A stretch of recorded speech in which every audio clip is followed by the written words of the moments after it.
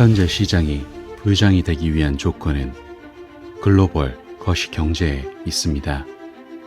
투자자들이 명확히 파악해야 할 그 핵심은 이것입니다.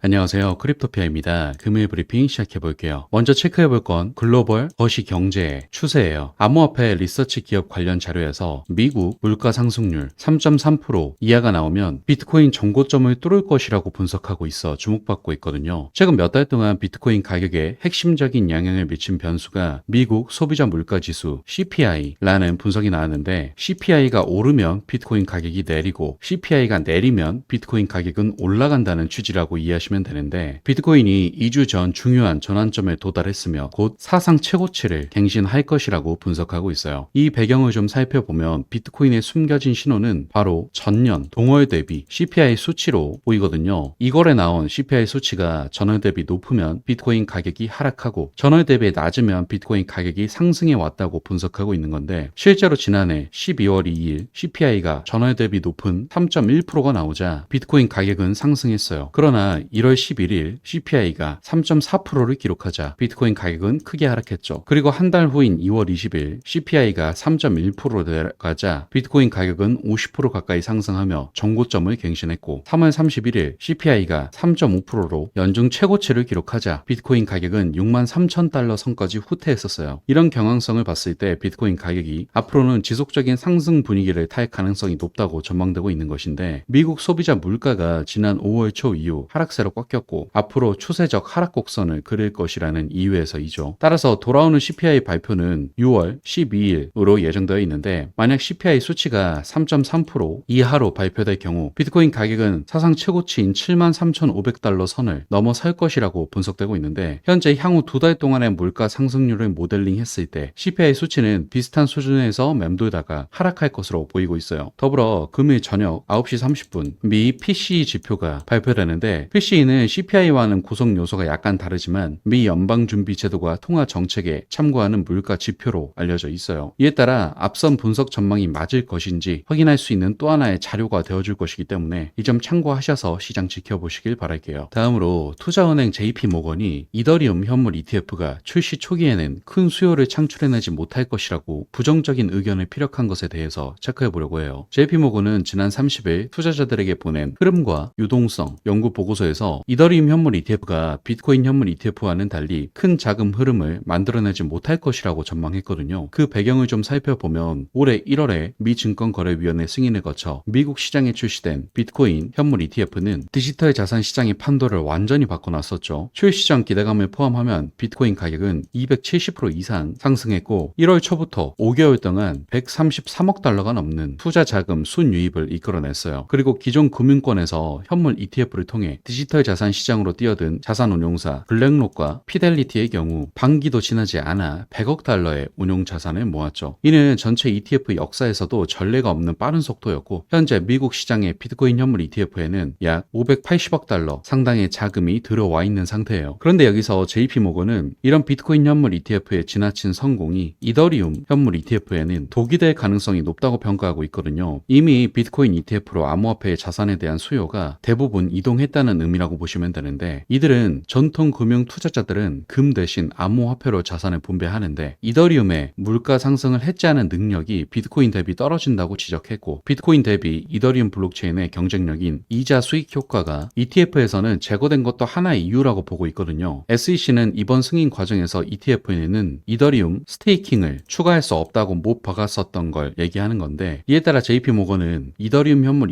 ETF가 연내 출시된다면 2024년 유입액은 10억에서 30억 달러 정도에 그칠 것이라고 전망했고, 앞서 블룸버그 인텔리전스 애널리스트인 에릭 발추나스는 이더리움 현물 ETF 순유입이 비트코인 ETF 대비 10에서 15% 수준일 것이라고 예측한 바 있기도 하죠. 더불어 JP모건은 이더리움 현물 ETF가 계속 지금의 모습을 유지하지는 않을 것이라고 내다보고 있는데, 이들은 스테이킹이 ETF에 추가되면 순유입은 3배 정도 증가할 수 있으며, 이를 위해서는 이더리움을 확실히 상품으로 분류해야 하는 대한 입법이 필요하다고 설명했어요. 따라서 결국 이더리움도 명확한 상품으로서의 정의가 필요하므로 최근 들어 제가 브리핑에서 계속해서 강조하고 있는 미국의 친암호화폐적인 정치적 흐름과 같이 앞선 CPI 지수와 이더리움 ETF의 핵심 요소들을 파악하고 지켜보셔서 거시경제와 현재 시장의 흐름을 잘 파악하시길 바란다는 말씀 강조드릴게요. 다음으로 리플 소식 살펴볼게요. 현재 핵심이 되는 리플과 SEC의 소송에 대한 최신 추가 내용이 있어 말씀드리려 하는데, 리플이 현재 법원에 또 하나의 문서를 제출했거든요. 이제는 토레스 판사에 의한 구제책 판결만 남은 줄 알았는데 또 무슨 문서가 더 나왔나 궁금해하실 분들 많으실 텐데, 이번에 제출한 문서가 뭐냐면 리플 측은 본인들의 재무자료나 계약서 내용 등을 여러 이유로 공인하려고 했었는데 이에 대해 SEC가 반대 의견을 내비쳤고, 이에 대해서 다시 리플이 반박한 반박문이라고 보시면 돼요. 여기서 만약 이 관련 내용이 공개가 되든 안 되든 소송의 최종 판결에는 큰 영향을 끼치지는 않을 것으로 보이고, 이 관련 내용을 일반 대중이 알 수 있느냐 없느냐 정도의 차이라고 보는 게 시장 대부분의 분석가들의 의견이니 이 점 참고하시고요. 관련 내용을 자세히 보면 리플은 SEC의 주장과는 달리 앞선 법원의 판결에서 미등록 판매로 규정한 방식, 즉 장외 거래를 통한 XRP 판매나 할인을 제공하는 방식을 더 이상 쓰지 않고 있다라고 주장을 했어요. 이 때문에 ODA가 관련해서 기관과 기밀 보장으로 맺은 계약 내용이나 기타 자료를 공개할 수 없다는 내용이 이번 반박문에 들어있어요. 여기서 핵심인 것은 리플 측은 분명히 SEC에게 소송을 당한 이후에는 기관에게 XRP를 판매할 때 할인 제공한 적이 없고 ODL에 관련해서만 기관에게 판매를 했었거든요. 근데 SEC는 리플이 소송을 당하기 이전에 기관에게 할인 제공을 하여 XRP를 판매한 것까지 싸그리 묶어서 문제라고 트집을 잡으며 미국 내 사업 확장 금지와 더불어 20억 달러라는 어마어마한 벌금을 내라고 하고 있는 상태예요. 따라서 정말 만약 리플 측의 잘못이 있다면 2020년 SEC에게 소송을 당하기 이전에 장외 거래나 기관에게 ODA를 할인 제공하여 판매한 범위에 대한 금액만 벌금액으로 산출해서 벌금액을 매겨야 한다고 생각하고 있기 때문에 현재 SEC가 리플에게 하는 요구는 다시 한번 말도 안 되는 요구라는 걸 언급드리고 싶고요. 어쨌든 법원의 입장에서도 이러한 요소들을 당연히 파악하고 있을 것이기 때문에 계속해서 앞뒤가 안 맞는 SEC에게 정의의 철퇴를 내려줄 것으로 생각되오니 리플 소송은 다시 한번 긍정적으로 지켜보시길 바란다는 말씀 강조드리고요. 금일 브리핑은 마무리하도록 할게요. 마지막으로 영상 하단의 고정 댓글 보시면 이런 시장의 다양한 관점들에 대해 교류할 수 있는 소통방 링크 있으니까 많은 참여 부탁드릴게요. 감사합니다.